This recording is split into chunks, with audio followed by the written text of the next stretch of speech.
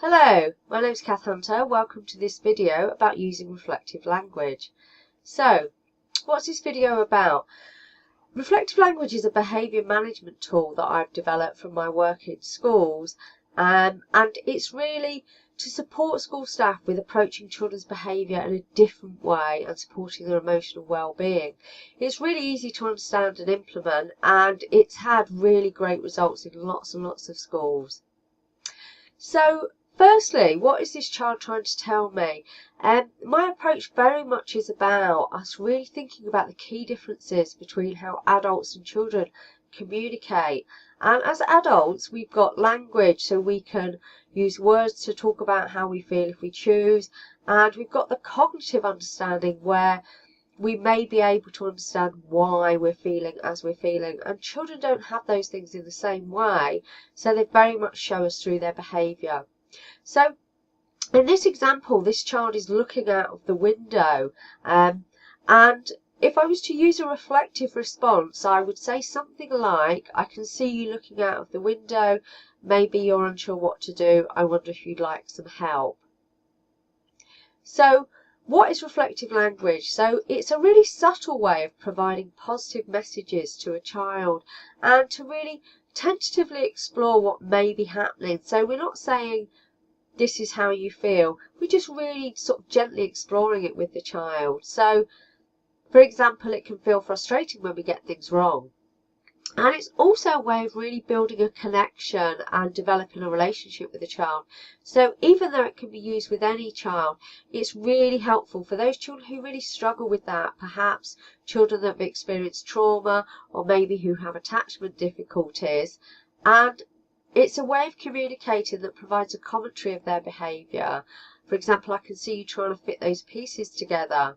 And if we think back to the example on the previous page, the child looking out of the window, it's the commentary of, I can see what you're doing, I'm wondering if it's this.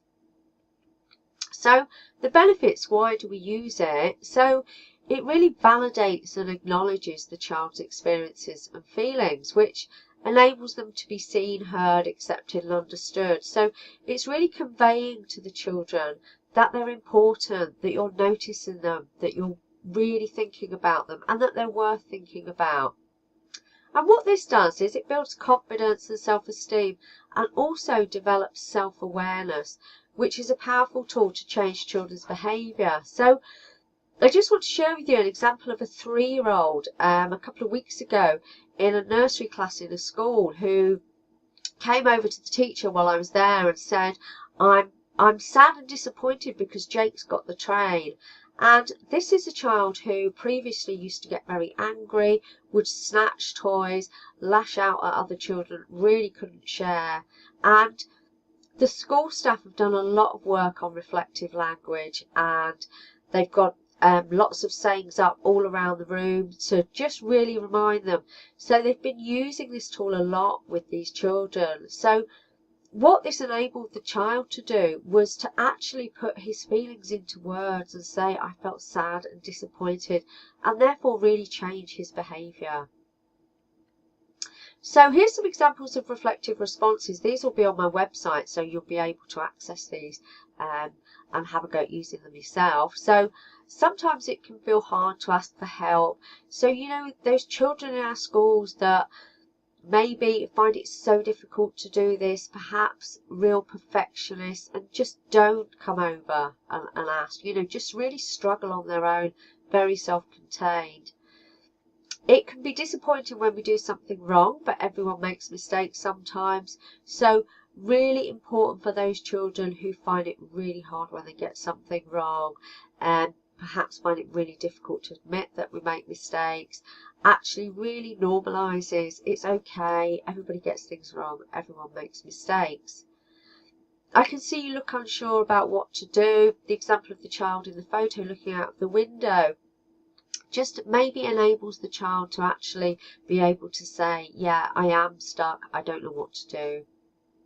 I'm wondering if it's hard to remember when I give you lots of instructions. And I see this all the time in schools, you know, we give children sort of 3 or 4 things to remember to do. You you know, go over to the tray, get your book, turn to page 27. You know, that child who's still just hovering by the tray, looking around, looking a bit bewildered, a bit lost. And just exploring with them, you know, wondering if it's really hard, and then obviously thinking about maybe what you can do to help them with that. Perhaps it feels a bit easier being in my class now we know each other better, so maybe end of September, October time is a really good time to acknowledge this. You know, when you've had the class for a bit and just thinking, actually it feels a bit easier for me, maybe it's feeling a bit easier for them. Maybe it feels scary when you have to read out in class. It can be hard to do things we find difficult, and I think in our schools we often ask children to do things that are really scary. Children have to be brave. So just to acknowledge this can really, really help them. And it can feel frustrating when you're finding it hard to understand the maths we're doing. So this is us actually giving children the emotional vocabulary. If we use the words enough, then children are able to realise when they have those feelings in their body, it's because they feel that. If we think back to the example of the 3-year-old I talked about who said, I'm disappointed, he knew that word because the school staff were using it a lot with him in the appropriate context. So he was able to realise actually that's what was going on, that was why he was feeling like that, and was able to say. So the impact, you know, why do we use this? How does it impact on the child? So things like, I've been thinking about how hard it is for you to remember your PE kit. Gives a really powerful message to the child that you're thinking about them and that they're worth thinking about. I can see it frustrates you when you try to tie your shoelaces. I'm going to ask Mrs. Jones to spend some time with you and teach you how to do them. The message is you're worth helping. You know, I've noticed this is something that's difficult. I'm going to do something that's going to help you with it. I'm wondering if you'd like some help with that. The message is your needs matter. You know, again, I'm thinking about you. What is it that you need me to do? You look sad when you didn't get chosen for the football team. I wonder if you'd like to choose a friend and help me unpack the new books. The message is you're important. Yeah, you know, I've seen that you look sad. This is maybe why you didn't look sad. This is what I can do to help. And just want to share another story here of a 9-year-old this week that I saw in a class. I was in there doing an observation on another child, and the child that I noticed, she's very quiet, very withdrawn, very self-contained, and she was looking at her book and then looking up, looking around the class, looking over a bit at other children, looking back at her book, and I thought, oh, I wonder if she's a bit stuck, not sure what to do. And then she got up and she walked across the class and started going towards a teaching assistant who was sat working with a group of children. She got quite near, looked at her book and went and sat down again.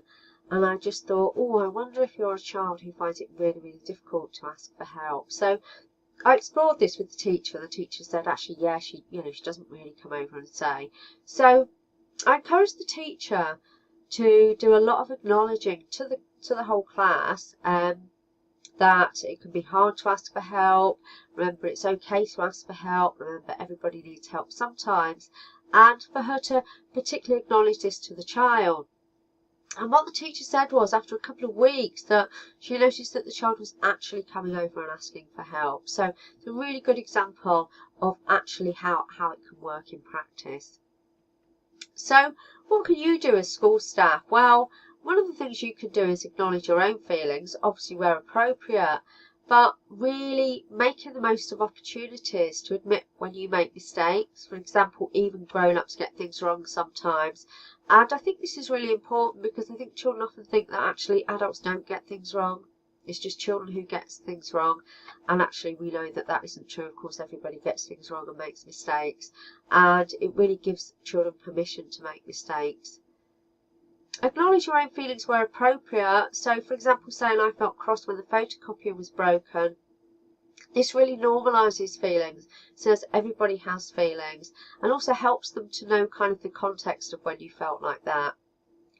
Identify difficult times during the day. For example, it's raining again, and that can feel frustrating when we were looking forward to doing PE outside.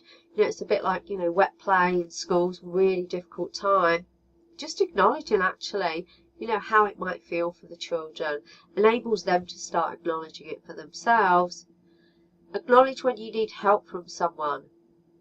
For example, I'm going to ask Mr. Bell to help me with the display. Everyone needs help from other people sometimes. This provides permission for those children who find it really, really difficult. So these are some things that you can do, quite frequently that will just enable children to actually understand that everybody has feelings and that they're really okay. So perhaps you'd like to have a go this week. Choose a child who you think would benefit from reflective language. Use one of the examples from this session and try using it with them. Don't just try using it once, try using it several times. Have a see what you think, if it changes the behaviour at all. The examples will be available on my website. If you want to learn more, reflective language is covered in a lot of depth in all my books, particularly in my Making a Difference book, which goes through the school year with a different focus on each half term, but has a different reflective language focus every half term. So, one of the focuses will be sometimes, maybe, it can feel, and has loads and loads of examples of how you can use this.